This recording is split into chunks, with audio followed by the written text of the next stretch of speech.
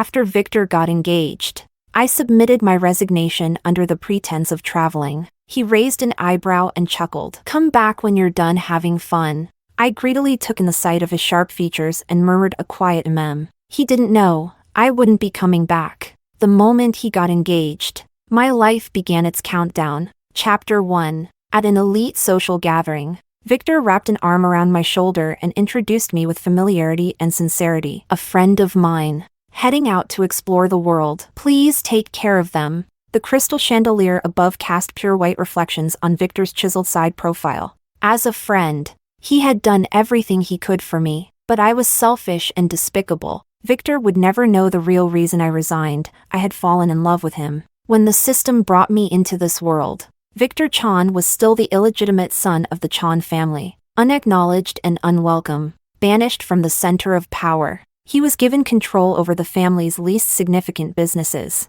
I applied to be his secretary. On my first day, Victor had a cigarette between his lips, his leather shoes lazily propped up on the desk. "Find another job. There's no future following me." I bent down, picked up the scattered documents from the floor, and neatly stacked them back onto his desk. "Future is something you carve out for yourself," I told him softly. "Mr. Chan, one day, you will become someone truly remarkable." Victor paused for a moment. His deep, dark eyes studied me for a long time without speaking. After I left, through the frosted glass, I saw him leaning back in his chair. He was staring straight at the ceiling, his gaze clear yet laced with a quiet vulnerability. That lost, helpless look of a young man, it stayed with me for 10 years. From the moment we met until now, at Victor's engagement banquet, he arranged for me to sit at the main table, too close to the bride. The hem of her wedding gown swept past me,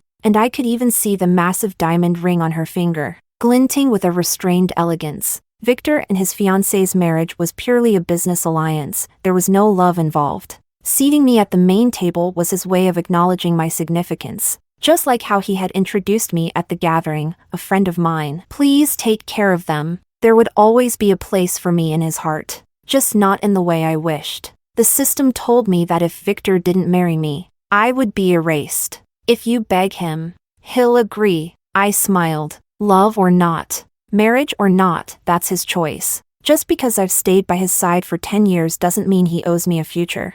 I despised the idea that simply being with him meant he had to love me back. The system let out a sigh, its cold mechanical voice echoing in my mind. Bright red numbers flickered before my eyes. I had only 30 days left to live. Chapter 2. I submitted my resignation to Victor. Using travel as an excuse, he turned the letter over multiple times, then finally pressed his fingers against his brow. His voice low. "No need to resign. I'll give you a vacation. Come back when you're done having fun." I nodded slightly. Perhaps my face was too pale, so pale that even Victor noticed something was wrong. His tone softened a little. "You've worked hard all these years. Get some rest. There will always be a place for you at the company." I smiled and responded with a simple "all right." Victor stepped closer, raised his hand, and gently touched my face with a sigh. "You've lost weight again." His voice was warm. "Take care of yourself. Remember to eat properly, even when you're alone." I murmured a quiet mem. On the train, the system asked me, "Why do you think Victor doesn't like you? He's crossed the line with you so many times." "It doesn't matter anymore." I covered my mouth as I coughed, wiping the blood from my palm with a tissue. Tilting my head, I gazed out the window, my eyes reflecting the scattered stars. "I'm going to Yunnan. I heard it's beautiful there, full of roses." Once, when Victor and I were working on a business deal, we were rejected by a potential partner. That night, we sat under a bridge, huddled together for warmth, shivering in the cold. Victor pressed his lips against mine, gritting his teeth as he said, "Diana, when I make it big one day, I'll treat you well. You'll live a good life with me. Go anywhere without worry."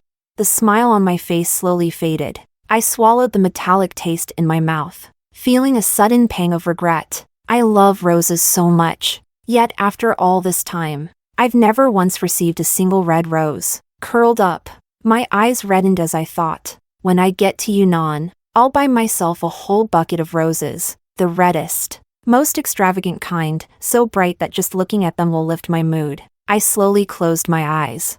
When I arrived in Yunnan, the moment I stepped out of the train station, I saw a nervous young man in a wrinkled suit holding up a sign, waiting for me. I was momentarily stunned before walking over. He was an assistant from one of Victor's suppliers in Yunnan. Mr. Chan specifically instructed us to take good care of you. Victor's business with Yunnan wasn't particularly strong, making such arrangements must have taken considerable effort.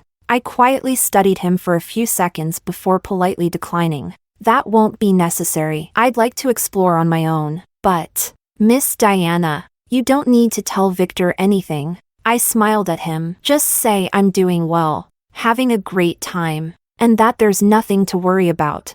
I didn't want to be entangled with him anymore, not in this final month. I found a bar to stay in, after living obediently for 2 lifetimes. Now that I was dying, I wanted to taste the feeling of indulgence. During the day, when the bar was quiet, I wandered around the small town with an umbrella and found a photo studio. I wanted to take a picture for my own obituary. I let my hair down, applied lip color, and asked the retoucher to make my skin look fairer, my smile softer, my lips curved just right. A black and white photo, framed, held to my chest. Under the confused gaze of the photographer, I wobbled out the door. Before I was transported into this story, I had died unexpectedly. A speeding car had taken away all my remaining years. Now, being able to anticipate my own death and prepare everything in advance felt strangely fascinating. At night, I swayed in the thick scent of cheap cocktails, my body moving to the pulse of the music, brushing against strangers, feeling their touches. I turned my head, gave a small smile, then continued to drown in the revelry, unaware of life and death. For this 1 month, I did everything I had once wanted to do but had been restrained from. I indulged. I exhausted my desires, and when there was nothing left, I simply lay back on a rocking chair, gazing at the beautiful scenery, waiting for my end to come. Chapter 3. Victor called me once in between. His voice was warm as he asked how I was enjoying my time. Before I could respond, a sweet, playful voice interrupted from the other end. You're on the phone, but you won't even pay attention to me. It was his fiancée. The blood in my veins instantly turned ice cold. Then, I heard Victor's helpless laughter, followed by the girl's dissatisfied murmurs. The chill subsided. My heartbeat steadied once more. I smiled. I'm doing well. Victor ended the call in a hurry, holding my phone.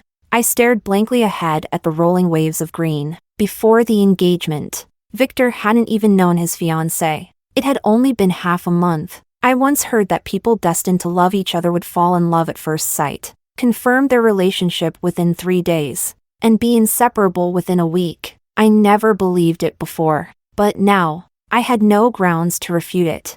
My condition worsened. I could feel my life slipping away with eerie clarity. Blood still coursed beneath my skin, yet my body was unbearably cold, so cold that every cell screamed in pain. 50 meters from the bar, there was a stone bridge. Red roses grew in clusters at its edges, their fragrance mingling with Yunnan's soft breeze. Beneath the bridge, a rushing river carried withered petals toward an unknown abyss. This was the place I had chosen to die. I didn't want to die in a hospital. Tubes piercing my body, lying alone on a stark white bed, waiting for the inevitable. One day, I received a package from Victor, a beautifully wrapped box of wedding candies, and a crimson invitation, embossed with golden lettering, announcing his marriage. Inside the deep purple box was an assortment of dark chocolate. I wiped the blood from the corner of my mouth, tore open the packaging, and let the bitter sweetness melt on my tongue, mixing with the taste of iron. It was rich, yet unbearably bitter. The first time Victor and I worked overtime together, I nearly fainted from low blood sugar. He had pulled open a drawer and tossed me a handful of brightly wrapped candies. Eat some, your body won't hold up otherwise. I shook my head and said softly, I'm on a diet. I was used to avoiding sweets. Victor's dark eyes lingered on me for a moment before he curled his lips. So troublesome. A few days later, he had a friend bring back dark chocolate from abroad and pushed it in front of me. Keep this with you. It won't make you gain weight. And don't starve yourself. It's bad for you. The deep purple, gold embossed packaging gleamed under the office lights. reflecting the serious concentration in Victor's face. That moment remained the most vivid memory of my 10 years here. For the first time in this world, I felt like I existed, that someone cared about me, that I could feel happiness, sorrow, and anger, that I was living as a real person, not just a puppet, shackled by fate, marching toward a predetermined ending. 8 days left.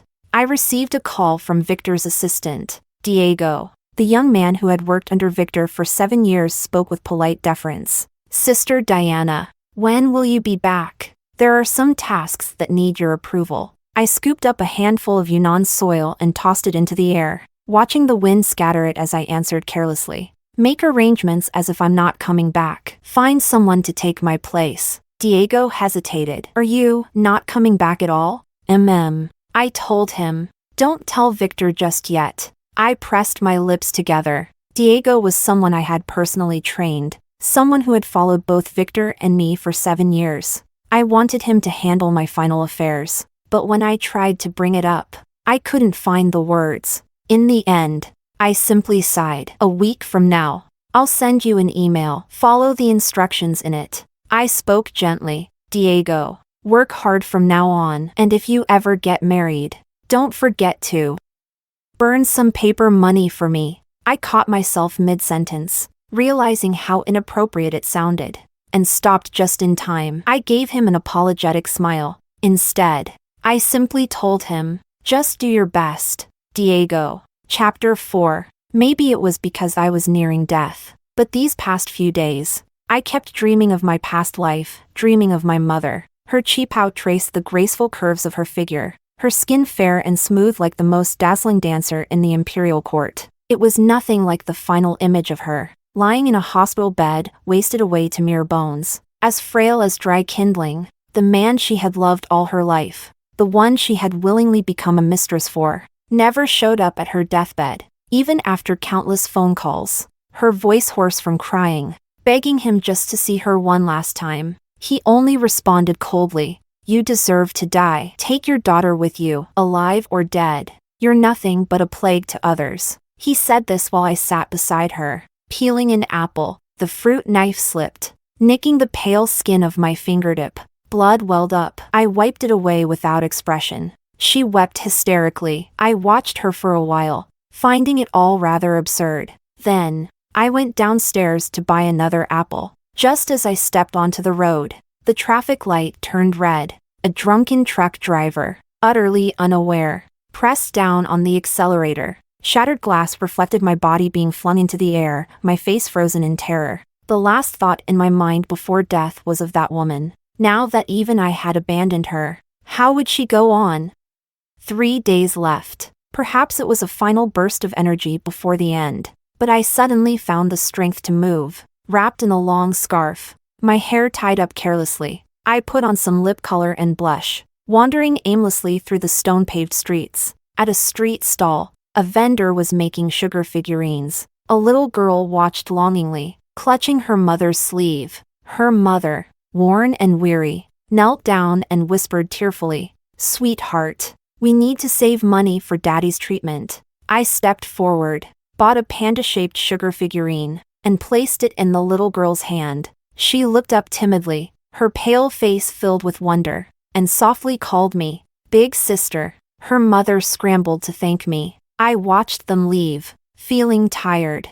I decided to head back, but just as I turned around, I saw the last face I ever wanted to see, standing on the steps of the town's government building. Diego. The moment he saw me, he ran over, his face lighting up with excitement. "Sister Diana, Mr. Chan is inside. Let me take you." I cut him off. "Why are you here? There's a forum happening here." Mr. Chan was invited to attend, Diego explained. Then he asked, "Where are you staying?" I checked all the lodging records in town, but I couldn't find you. The bar I was staying at wasn't a proper hotel. I couldn't remember if I had even registered.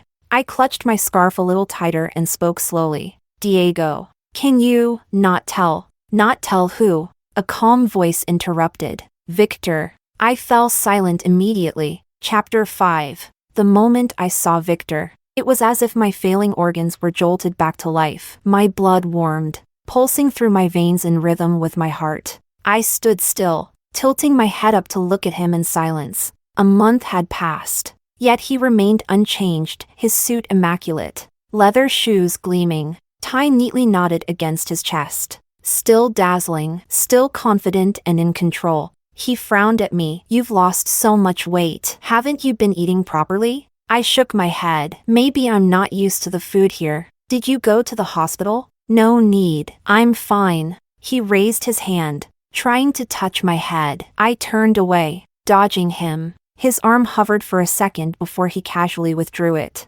smiling as if nothing had happened. "When are you coming back?" "In a few days." I lowered my gaze. "I really like it here. I want to stay a little longer." He nodded slightly. "That's good. Take your time and relax." As if something crossed his mind, his expression softened. "When you return, my wife and I will take you out for dinner." The streets of Yunnan carried the scent of flowers on the breeze. I easily recognized the fragrance of roses. I loved roses because she loved them. At her most dazzling, she would sway her hips, a vibrant red rose tucked behind her ear. And because of that year, when Victor first returned to the Chan family, standing in a room full of silent, resentful relatives, he had casually reached out and snapped the stem of a corolla red rose from his sister's potted plant. He leaned against the table, his eyes smiling as he called me over. "Diana, come here." Then, in front of the entire Chan family, he tucked the rose behind my ear. Bold, passionate, a public declaration of his favoritism. It was in that moment that I first dared to dream, perhaps, just perhaps, I could marry him, stay by his side forever. I smiled faintly, pulling my scarf tighter around myself. Softly, I asked, "And you? How long will you be here?" 3 days. Victor lifted a hand and pressed it against my forehead, ignoring my attempt to resist. Feeling the coldness of my skin, his brows furrowed even deeper. "You sure you're okay? You're freezing." I shook my head. Victor studied me for a moment, his tone dropping into something heavier. "Once we're back in the capital, I'll arrange a full medical exam for you." I didn't refuse. Victor stepped forward and effortlessly lifted me into his arms, setting me down on a stone ledge. "Rest for a bit, then take me around town. Will you?" He smiled. "Show me your favorite place in Yunnan." My muddled mind had just begun formulating an excuse to leave when his words, laced with warmth, interrupted me, dragging me back into torment. Panic surged through me. I pushed him away, tightening my scarf around myself as I steadied my stance. Sunlight illuminated my pale, almost translucent skin. "Victor, do you realize that you're married now? We shouldn't be like this anymore." Victor froze, straightening his posture. His expression turned neutral. "Whether I'm married or not, Diana, you will always be the most important person to me. Always, always." A place in his heart, without blood ties, without legal bindings, but also without love. In the world of adults, those two words should never stand side by side. I lifted my gaze, staring into Victor's warm, smiling eyes, and suddenly, I no longer wanted to pretend. I asked him, "Victor, do you know that I love you?" Victor knew. Of course. He knew. I was never a good actress. I could never hide my emotions, never conceal the overwhelming affection that poured out of me. It was there, clear as day, in my every movement, every glance, every lingering pause. In every moment I hesitated but never spoke. He knew, but he had never once acknowledged it. Victor's hand clenched unconsciously into a fist. He opened his mouth slightly but said nothing. I looked at him and spoke softly. "If you know, Victor, then please don't come near me again. Give me time. Let me rest and forget my feelings for you. Can you do that?" Victor left. The empty street was filled only with the scent of roses carried by the wind and the distant laughter of children. The metallic taste of blood crept up my throat. That familiar, bitter tang. As my body gradually regained sensation, I realized I had lied to Victor. I didn't want to forget my love for him. My love for him was the only thing that made me feel real in this world. It was the only thing that kept me alive, reminding me that I was still human, not just a creature made of code. existing solely for a predetermined purpose, waiting for the taste of blood to fade from my mouth. I braced myself against the wall and slowly walked back to the bar. Chapter 6. 2 days left. At dawn, I crouched among the sea of roses, wrapped in my coat, digging into the earth with all my strength. A hand patted my head. It was the bar owner's son. His eyes were bright and innocent, his skin darkened by the sun, and when he smiled, a row of white teeth gleamed. He was at that age, youthful, naive, and filled with vague admiration. I didn't want to leave any scars on his heart. Dropping the small shovel, I forced myself to stand and took 3 steps back. My face remained expressionless. "What do you want?" He hesitated, looking unsure, before extending his arm. A bun, still steaming, sat in his palm. "I saw you up early, and you haven't had breakfast yet. I bought this for you." "Thanks." I smiled but refused. "I don't need it. Just eat a little. Skipping meals isn't. I have someone I love very much," I told him, "and I will never love anyone else in this lifetime." Bending down, I plucked a rose and carefully stripped away its thorns. My voice was soft. "Stay away from me. It's better for both of us." The boy ran away quickly, his eyes filled with heartbreak and sorrow. The bun landed on the ground, steaming, absorbing the scent of roses. I bent down, picked it up, and looked at it for a long moment before tossing it into the trash. Wrapped in my coat, I returned to the bar. The moment I stepped inside, I sensed something was wrong. The landlady's usual loud voice was gone. The clatter of dishes and glasses had ceased. Everyone stood in silence, eyes flickering toward the figure at the bar, the one absent-mindedly stirring a blue cocktail. Victor, and beside him, looking visibly tense, was Diego. I froze for a moment before walking over, my voice laced with confusion. "Why are you here?" Victor looked up and smiled at me. "Diana, Diego told me you're not planning to return." His voice was gentle, too gentle. It sent a chill down my spine. The entire bar was too quiet, so quiet that it made my heart race with unease.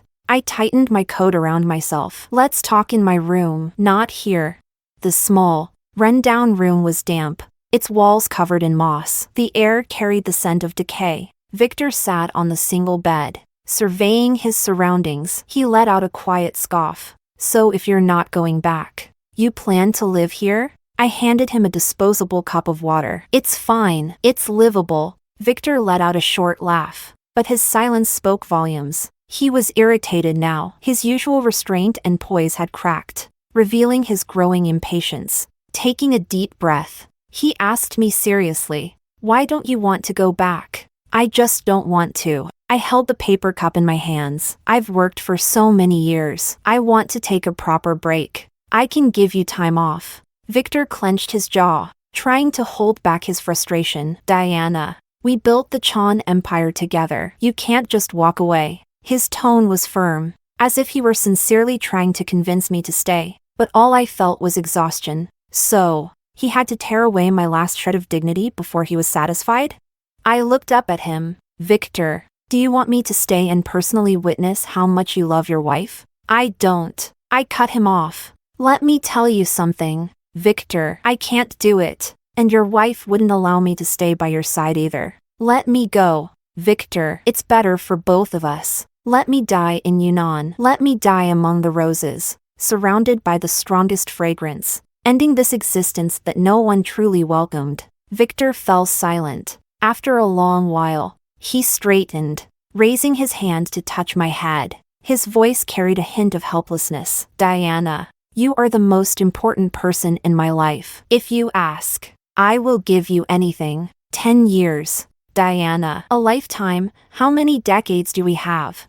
Can you really just walk away from everything we've built?" What noble-sounding words. Every sentence condemned me for being heartless, while simultaneously painting him as the one being abandoned. Truly fitting for the man who, at a bidding conference, had single-handedly outmaneuvered 3 corporate giants with nothing but his words. I lifted my head, my gaze tracing the sharp lines of his jaw before settling on his face, his deep, seemingly affectionate eyes. He was looking at me, soft, full of unspoken emotions. It was ridiculous. I leaned in, my voice steady. "Victor, Do you really not understand what it means if I go back? If I stay by your side? You know I love you. You also know that as the secretary who has followed you for 10 years, my position becomes awkward the moment you marry. Yet you pretend not to see it, pretend not to hear it, and now, you're blaming me for being the one to leave. A dark, absurd thought crept into my mind. He knew everything. He was just playing dumb, unwilling to give up the benefits of his marriage while also refusing to let go of the warmth I provided. He was waiting for me to throw away my dignity, to surrender to him, to kneel at his feet, disregarding morals and conscience. I met his gaze and softly asked, "Victor, if you want me to stay by your side forever, under what title would that be? A sister with no blood relation? A secretary closer than a wife? Or a hidden mistress, never meant to see the light of day?" His face turned deathly pale. For the first time, genuine panic flickered in his always calm eyes. He had thought about it. He wasn't as noble as I once believed. A quiet laugh escaped my lips. With all the strength I had left, I raised my hand and slapped him across the face. I watched as his body tilted slightly from the impact, as his expression shifted into something between shock and feigned innocence. Blood rose in my throat, thick with nausea and grief, wiping the corner of my lips. I met his gaze and spoke coldly. "Victor, you want both. That's disgusting." Chapter 7. Victor lowered his head, silent for a long time. Finally, he spoke in a quiet voice. "I'm sorry. I never intended for you to be my mistress, but I won't deny that when I thought about keeping you by my side forever, I did consider it. I'm ashamed of that thought. But Diana, my desire to keep you close is sincere. You are the most important person in my life, always." I closed my eyes and let out a bitter laugh. "Victor, do you think that no matter what you do, I will never leave? That I will always follow you, content to be a shadow without expectations?" When he agreed to the marriage, he never imagined that I would be so resolute about leaving. Maybe he knew I would be upset, but in his mind, I would just hide away and cry for a while. He would comfort me, and then everything would return to normal, because I had always been steadfast. He never thought he needed to care. How ridiculous. Victor didn't deny it. He simply said softly, "In these 10 years, I've faced countless betrayals. Everyone used me as a stepping stone to climb higher. But you, only you, stayed by my side from the beginning to the end, before I got engaged. I didn't realize this marriage would hurt you so much that you'd leave. Diana, if breaking off the engagement would make you stay, I'll do it any time." Only now that I was truly leaving did Victor start searching for ways to make amends. I watched as he silently applied his negotiation tactics, carefully observing my reactions, calculating how to achieve his goal while maximizing his benefits. Having grown up in an orphanage, lacking the foundation of moral education, he probably still couldn't understand. How could a marriage without love, just a legal contract, make me so determined to leave? I curled my lips in a faint smile. Victor suddenly reached out, grabbing my wrist. Ignoring my struggle, he pushed up my sleeve, revealing the scar on my elbow. Once, it had been a deep, bone-deep wound. Now, only a faint mark remained. His fingertips brushed over it. His voice was quiet. "Diana, in my position, I have countless ways to keep you here. Threats, imprisonment, even coercion. There are so many things and people you care about. I only need to seize one, and you will never escape." His fingers traced the scar with a rare gentleness. "But I don't want to do that." His gaze softened. "The night you took that knife for me, I swore that I would never let anyone hurt you, not even myself." His deep, dark eyes locked onto mine, his voice firm yet filled with an undeniable tenderness. "So, Diana, I'll ask you one last time. Will you come with me?" I stared at him, from his lips to his sharp nose,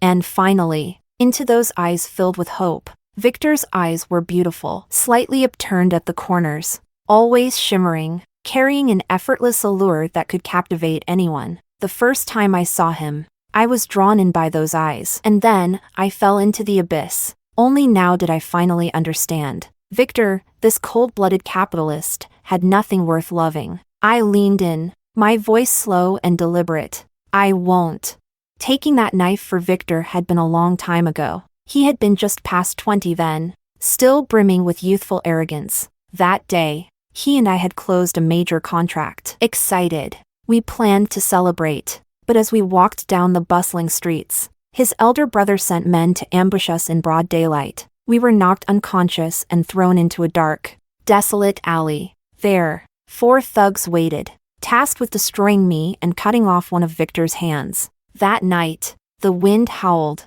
rain lashing down in torrents. They yanked my hair, shoving my face into a pool of filthy water. My consciousness flickered as suffocation and pain drowned me in despair. Then, I saw the glint of a blade. Without thinking, I lunged forward, shielding Victor from the knife. Police sirens blared in the distance, and we barely escaped with our lives. When I woke up in the hospital, Victor was holding me so tightly that I could barely breathe. His tears soaked into my clothes, slipping past my collarbone, icy cold. From that day on, Victor changed. He no longer showed mercy, no longer played nice. His methods became ruthless, brutal. He transformed into a businessman who cared about nothing but profit.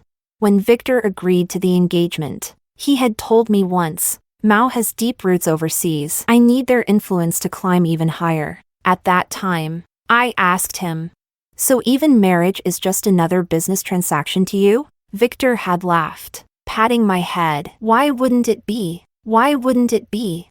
Looking at Victor now, corrupted by power and wealth, I found that I had no rebuttal. The love I had once believed in, the sincerity I once held on to, probably seemed as naive as a child's game in his eyes. Chapter 8. Victor imprisoned me. 4 bodyguards stood guard outside my door in shifts, preventing me from leaving. Every time I walked toward the entrance, I was met with their respectful yet anxious expressions. "If we let you out, we'll lose our jobs. Miss Diana, please, have mercy on us." Hearing such pleading from towering men felt absurdly out of place, but it was effective. Victor was right, I had too many weaknesses. He only needed to grasp one, and I would never be able to break free. With no way out, I could only talk to the system. It was utterly confused. Things have escalated this far, yet marrying him is still not an option. If you just say the word, he wouldn't dare let you die. I smiled. The familiar metallic taste welled up in my throat. I swallowed it down without reaction and wiped my lips with practiced ease. Softly, I replied, "If marriage was what I wanted, why would I wait until now?" If I had told Victor from the start, he would never have let me die. He would have done exactly what he was doing now, pulling every trick, using every method to keep me. He would have given me the grandest, most unforgettable wedding, showcasing his deep affection for me before the entire world, paying any price to ensure my survival. From beginning to end, I was never incapable of living. I simply never wanted to live. The system fell silent. The static buzzed for a long time before its stunned voice finally emerged. "Why? Do you know why Victor was always so confident that I would never leave him? Because of this idiotic mission. I was brought into this world for Victor. Every moment of the past 10 years revolved around him. If I left him, I would die, so I had no choice but to follow him forever, like the most loyal dog. But that's just the mission requirement. Yes, it was the requirement, the price of my existence. I changed the subject. "Do you think a mission like this has any meaning? We granted you another life in exchange for the data we wanted. It's a fair trade." Yes, it was fair. Survival was an instinct written into every creature's DNA. The mission gave me a chance to live. I should be grateful. But if it was so fair, why did it feel so suffocating? For 10 years, I had revolved around Victor. No freedom, no autonomy. Every decision I made wasn't for myself, it was for him. His name became my waking nightmare. Victor once said that people came and went in his life, that I was the only one who had never betrayed him. But Victor, I wanted to. I wanted to betray you. I wanted to leave. I wanted to use you as a stepping stone to climb higher. But that was all it ever was, a thought. Because this life wasn't truly mine. Because other than staying with you, I had no other choice. I loathe this kind of existence. Living without dignity, without freedom, without choices. I would rather choose death. A long silence stretched between us before the system spoke again. its voice much quieter. Asterisk, but no matter what, staying alive is the most important thing. As long as you're alive, there's still hope. Asterisk. I know. I let out a soft laugh. That's why, at the beginning, I hoped Victor would choose to marry me. I hoped that, in his eyes, I would matter more than his so-called interests and calculations.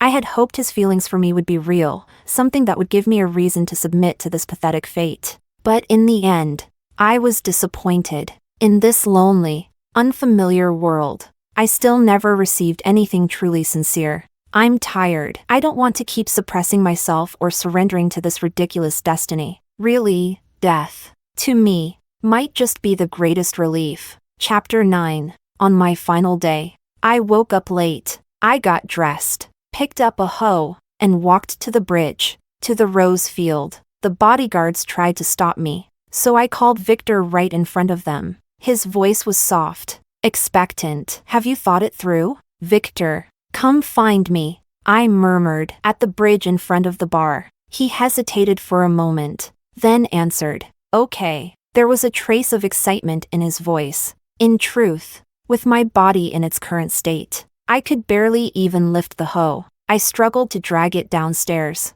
one step at a time. The bar owner's son saw me and couldn't stand it any longer. He took the hoe from me. Where are you going? I'll take you there. I thanked him. Victor's wedding was at noon. So was my time of death. Sunlight draped golden hues over the bridge, glinting off the stone railing. The young man handed the hoe back to me, looking concerned. Are you really okay? I shook my head, the corners of my pale lips lifting slightly as I whispered my thanks. Everything hurt. The pain curled inside me like a beast, clawing at my ribs. I nearly collapsed against the bridge's stone post, sweat rolling down my forehead like beads. My vision blurred. I bit my lip hard, the metallic taste of blood spreading over my tongue. My body felt ice cold. I stayed like that for a long time, until I could gather enough strength to push myself upright. Wiping the sweat from my brow and the blood from my lips, I forced myself to loosen the soil around the roses, kneeling down to press a kiss against the thorn stem. From the corner of my eye, I saw Victor appear on the other side of the bridge. He walked toward me quickly, his expression darkening. Why do you look so pale? Didn't sleep well? He reached for me, his hands filled with nothing but worry, like I was truly something precious to him. I let him steady me, looking up at that composed, well-mannered face, and suddenly, I laughed. No one knew better than I did just how cold, how ruthless the heart beneath that handsome exterior truly was. I spoke, my voice soft. Victor, do you know? For the past 2 days, I've been regretting ever coming close to you. You're selfish. You're shameless. You see everyone's kindness as nothing but tools for your own benefit. Diana. Victor froze. What are you saying? I straightened my back, letting the wind brush against my face as I looked directly at him. I said you're shameless, despicable, disgusting. No matter how high you climb, it won't change the rot inside you. If I could do it all over again, I would never, never let myself meet you. Victor's carefully controlled expression started to crack. His mask fell apart, revealing something raw, something twisted. He grabbed my shoulders, shaking me slightly. Diana, you knew exactly what kind of person I was from the start. I am selfish. I am ruthless. I am unfeeling. But I have never used those methods against you. If I hadn't been this way, I wouldn't have survived. Diana, you understand that more than anyone. His eyes were red at the corners. He held me tightly, his chin resting against my shoulder, his tears soaking into my clothes. Just like that night, the night I took a knife for him. We've been through so much together. Diana, how can you just erase everything we had? You're too important to me. I would do anything for you. Diana, why are you being so cruel to me? Cruel? Oh, Victor, this was just a few words. No wounds, no broken bones. How could it compare to the way fate had tormented me over and over again? My hatred for my fate had no real outlet, so I let it all fall on you. You weren't innocent. Anyway, my voice softened. I patted his shoulder lightly, whispering, Victor, then, will you marry me? His body stiffened, Perhaps. In that brief moment, he was weighing the losses and gains. I smiled faintly, cutting off his thoughts before he could finish them. There's no need to answer me right now. Take your time. I swallowed the blood rising in my throat, my gaze shifting to the bottom right corner of my vision, where the numbers were counting down to 0. Let me be alone for a while. Victor, go back. Think carefully. Make all the necessary arrangements. And then come find me. I'll be right here. Always. I will never leave. Always. The word left my lips, laced with the taste of blood, shimmering against the glowing red countdown in my eyes. It felt so wrong. I gave Victor a dream, something fragile, something beautiful, something he could cradle in his hands like a treasure, until the day that dream shattered. Chapter 10. I sent Victor away. His clothes were disheveled, his neck and shoulders speckled with the blood I had coughed up, but he was too panicked to notice. Victor would marry me. He had feelings for me. He just needed time to think, to weigh his options, to measure the benefits and losses. And yet, I just happened to need a love that didn't require calculation. Leaning against the stone post, I felt warm blood trickle from my lips, trailing down my neck and onto my collar. Victor's face will be quite a sight when he finds out I'm dead. He will break, he will cry, he will grieve, he will regret, forever haunted by his hesitation, by his choice to walk away in that moment. He will never find peace. But this isn't revenge. I don't hate Victor. I simply wish that no matter how many lovers he takes, no matter how deeply he falls for someone else, no matter how many extraordinary people he meets, a part of his heart will always belong to me, even if that part is filled with regret, with hatred, with a torment he can never escape in the dead of night. I smiled, thinking of my mother, that selfish woman who had shamelessly inserted herself into another's marriage. In the end, I am no different from her. Staggering slightly, I climbed onto the edge of the stone bridge. The river below roared, its surface frothing in waves. The air was thick with the scent of roses. Red roses were always my favorite. If no one else would buy them for me, it was fine. I could buy them for myself, set them by my bedside, let their fragrance lull me to sleep. Fate had tried to strip me of my dignity, reducing my worth to nothing more than my attachment to Victor. I couldn't change that. But that was okay, because I could choose this moment, to die as a person, rather than live as a dog. The countdown reached its final 10 seconds.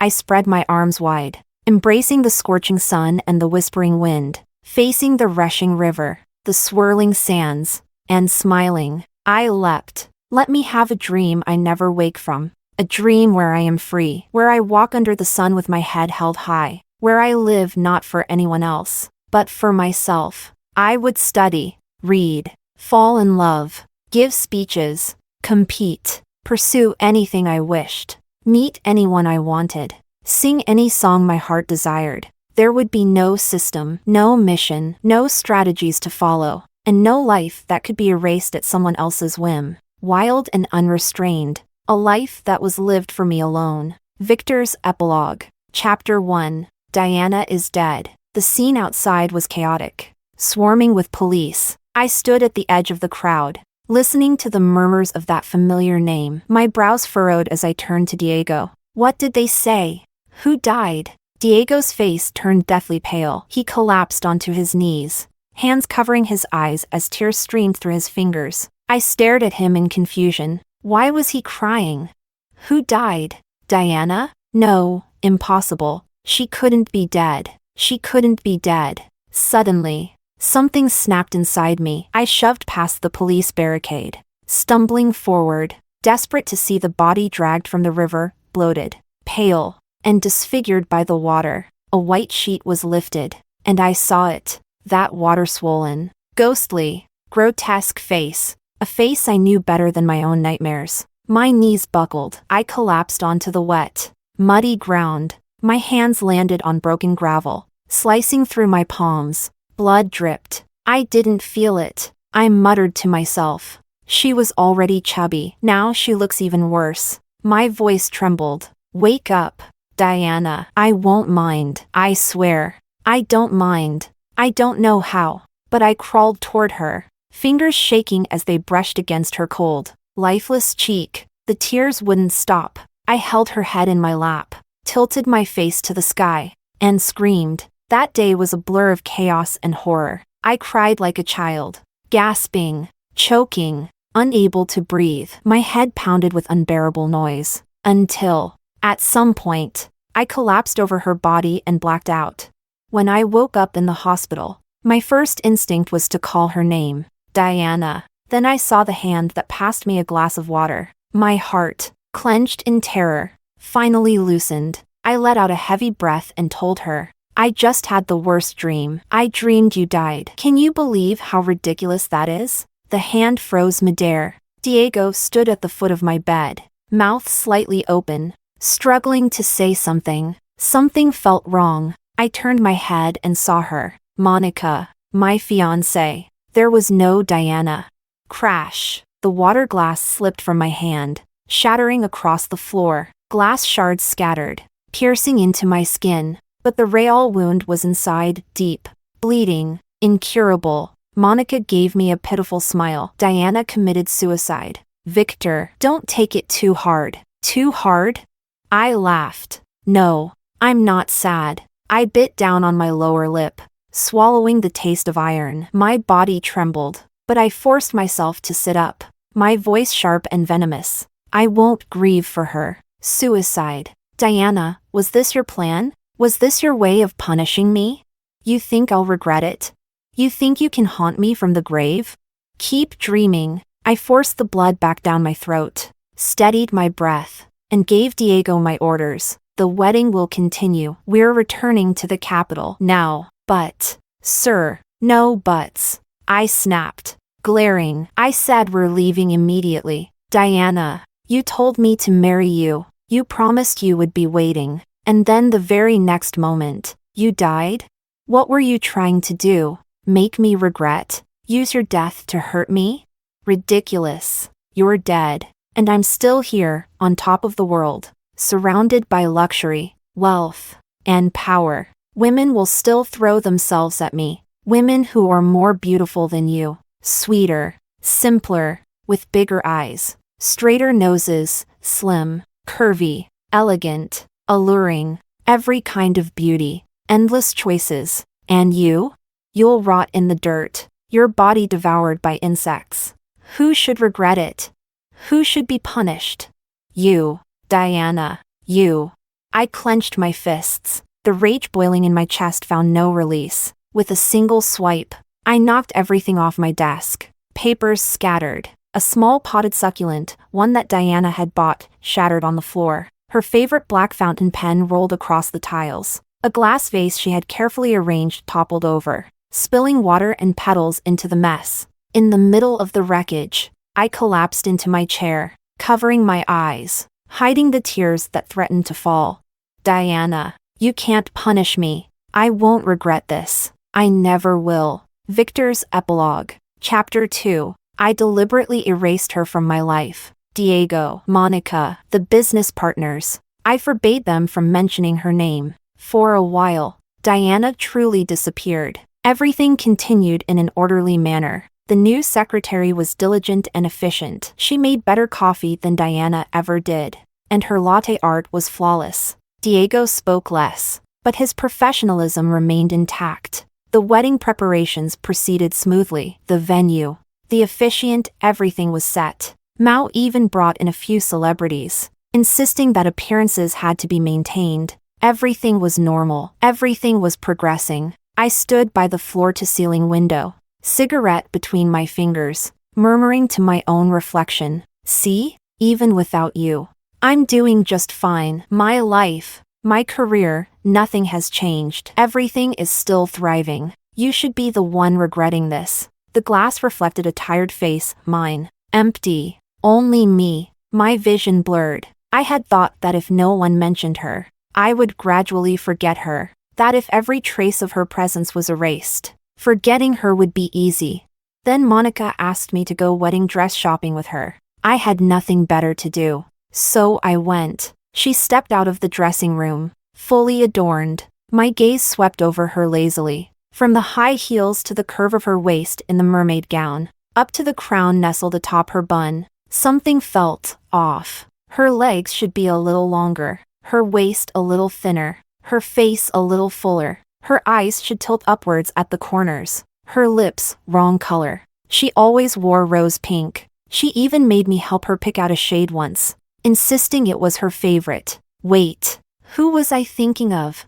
My breathing turned erratic. I spun around and walked out, ignoring Monica's calls behind me. Sitting in my car, hands clenched around the steering wheel, I closed my eyes and forced my heart to slow. Just this morning, while brushing my teeth, I had thought, I hardly think about her anymore. Maybe I'm finally forgetting. But why? Why does she haunt me like a ghost? Slipping into my thoughts, seeping into my life, impossible to shut out? Annoyance surged through me. I slammed my foot on the gas. The car tore through the mountain roads. The windows rolled down. The wind roared inside, cooling the sweat on my forehead. Whenever I was frustrated, she used to sit beside me, coming here to speed down the cliffs. Even when she was terrified, fingers deathly pale as they gripped the seatbelt, she would force herself to act unfazed. She once told me, "Everything will pass. You have to keep moving forward." Yes, everything will pass. Even forgetting you.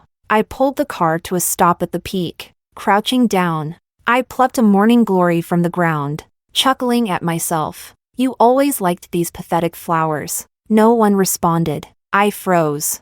The wind stopped. Even the rushing waters below the cliff seemed to freeze over. In that moment, the blood in my veins turned ice cold. Victor's Epilogue. Chapter 3. I blamed everything on nostalgia. The day the wedding ended, I left for overseas business. Back-to-back phone calls annoyed me. Annoyed. I picked up Monica's. "I don't care about your damn problems. Don't bother me again." She fell silent, afraid to say more. As if anyone in this industry was clean, I let out a cold laugh. The foreign market was expanding rapidly, tons of work. Endless meetings. I buried myself in it, working late into the night, sleeping in the office more often than not. Even my assistant lost 10 pounds before he finally collapsed and asked for leave. Looking at his sallow face, I felt nothing but irritation. And then, inexplicably, I thought of her. The first few years were hard. She worked even more relentlessly than I did. Occasionally, she'd grumble about her hair falling out. "Go," I said, my own face pale. "Get some rest." The city outside the floor-to-ceiling window was dazzling, overflowing with noise and brilliance. She liked these windows, said they felt open, unrestrained. So every office I had, no matter where, was designed that way. Paris air was damp, always carrying a trace of rain. The moment I smelled it, I thought of how she hated humidity, how she always carried dehumidifiers. She had never been to Paris with me. And yet, as I stood on the Champs-Élysées, I saw her everywhere. Her laughter, her teasing, the way she'd tug on my sleeve, swaying back and forth, saying she wanted ice cream. But when I bought the most expensive one, turning to hand it to her, she was gone. Just like that fleeting silhouette, just like her soft whining, all of it was nothing more than an illusion in my head. The ice cream had melted, sticky against my fingers. I stared at it for a moment before lowering my head, taking a slow lick. So sweet. Weren't you always avoiding sugar for your diet? This is too sweet. How could you eat something like this? Wake up. Tell me yourself. Wake up.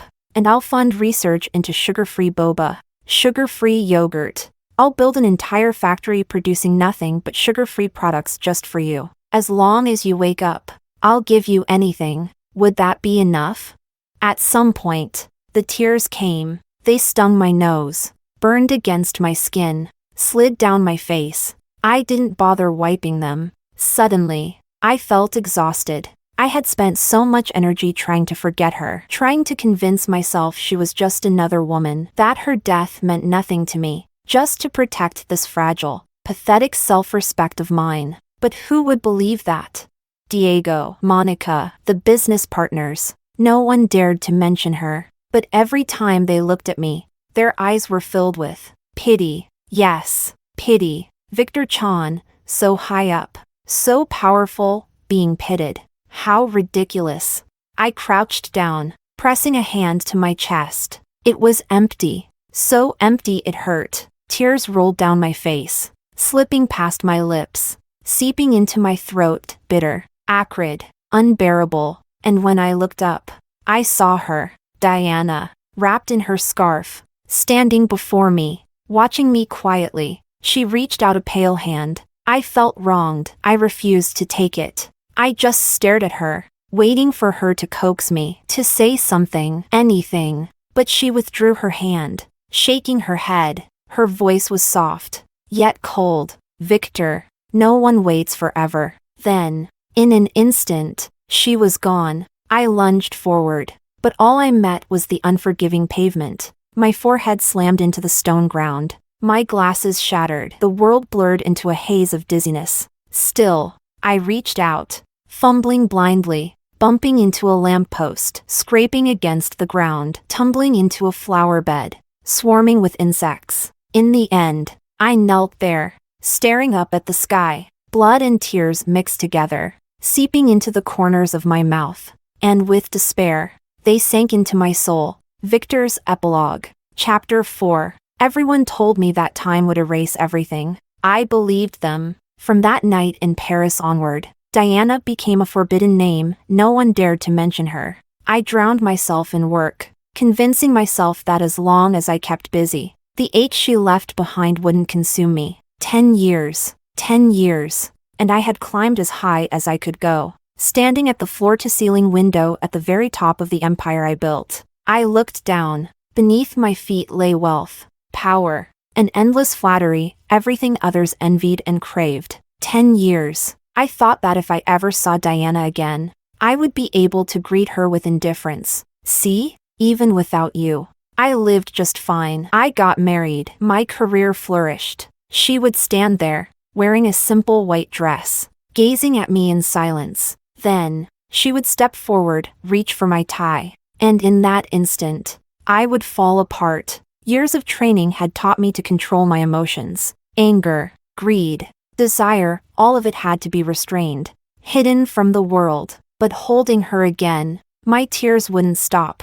They fell uncontrollably, drenching her shoulders, soaking into my skin. My arms wrapped around her, locking her against me as if I could press her into my bones, as if I could fold her up and keep her in my pocket forever, so she would never leave again. I regretted it. I truly regretted it. She had told me, more than once, that there were things in this world far more important than power and profit. I was the one who ignored her, the one who refused to believe her, the one who, in my arrogance, my selfishness, drove her to her death. She should hate me. She should resent me. She should curse my name, wish for my destruction, wish for my ruin. I would accept it all. I deserved it all, as long as it meant she could take out her anger. But still, after throwing money at gods and ghosts for years, could I be shameless enough to beg? To plead for another life? A life where she would be there, too. Day after day, living felt meaningless. Somehow, I found myself back in Yunnan, standing at the bridge where she had jumped, staring at the rushing waters below. She was afraid of the cold. So what kind of despair had she felt? Diving into that freezing river? She hated pain. When the water swallowed her, when it filled her lungs, did she curl into herself? Did she try to cry out? Did she reach for someone, hoping for a hand that never came? I climbed over the bridge railing, standing at the edge. I looked down at the relentless current, the white caps laced with red rose petals, the jagged rocks waiting below. And in the water, I saw her, eyes closed, lips curved into a gentle smile. I stretched out my arms and tipped forward. One step. Weightlessness. The sudden dizziness of falling. 10 years. For 10 years, I had lived alone in this world. Time hadn't erased my feelings for her. Instead, it had sharpened them, etching every smile, every glance, every tiny habit into my memory with unbearable clarity. For 10 years, every time I woke up gasping in the middle of the night, every time the nightmares took hold, I curled up, clutching her photograph, whispering to her ghost. Diana once told me, no one is so important that you can't live without them. At the time, I agreed. But now, I want to tell her, that's not true. Without her, I truly, truly cannot live. So next time, Diana, please, I beg you, have mercy on me.